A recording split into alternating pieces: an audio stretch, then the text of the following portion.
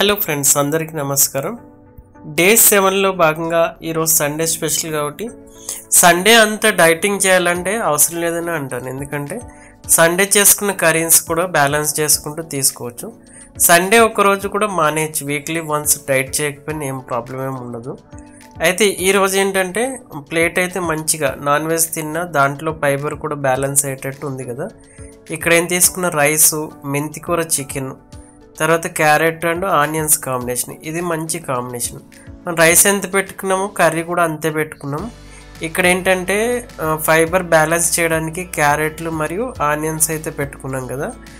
అదేవిధంగా చికెన్లో మనకి ఫైబర్ ఉండదు కాబట్టి ప్రోటీన్ బాగా ఉంటుంది కాబట్టి నెక్స్ట్ ఏంటంటే ఫైబర్ కూడా బ్యాలెన్స్ చేయడానికి దాంట్లో మెంతికూర వేసి ఉండేవి అనమాట.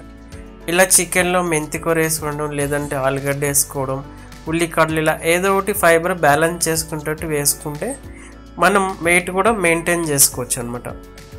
మన డైలీ ఫుడ్స్ మెయింటైన్ తింటూ కూడా వెయిట్ మెయింటైన్ చేసుకోవచ్చు అనేది చెప్తున్నాం కదా ఛాలెంజ్లో భాగంగా. అదేవిధంగా డైలీ ఎంతెంత వెయిట్ ఉన్నాను అనేది కూడా మీకు వీడియో పోస్టింగ్ అయితే చేస్తున్నా. ఈరోజు అయితే లంచ్ అయితే ఈ కాంబినేషన్లో తీసుకున్నాను అనమాట. మీకు వెయిట్ లాస్కి సంబంధించిన ఒక పౌడర్ అయితే ఆయుర్వేదిక్ చూర్ణ అవైలబుల్గా ఉంది. అది మీరు వాడాలనుకుంటే కనుక డిస్క్రిప్షన్లో లింక్ ఇస్తాను. ఒకసారి ఆ డీటెయిల్స్ అన్ని చూసి మీరు పర్చేజ్ చేసుకోండి. ఫస్ట్ అయితే మీరు శాంపిల్ ప్యాకెట్ తీసుకోండి. మీరు ఓకే అనుకుంటే కనుక 2 ప్యాకెట్స్ అలా తీసుకోండి. అయితే ఇక్కడ లంచ్ బ్యాలెన్స్ చేసుకుంటూ తిన్నా. చికెన్ నుంచి మనకు ప్రోటీన్ వచ్చింది, కార్బోహైడ్రేట్స్ రైస్ నుంచి వచ్చాయి, తర్వాత ఫైబర్ వచ్చేసి మెంతికూర, క్యారెట్, ఆనియన్స్ నుంచి వచ్చాయి. ఇట్లా ఫైబర్ నుంచి తీసుకుంటే ఆటోమేటిక్గా విటమిన్స్ కూడా మనకు వచ్చేస్తాయి.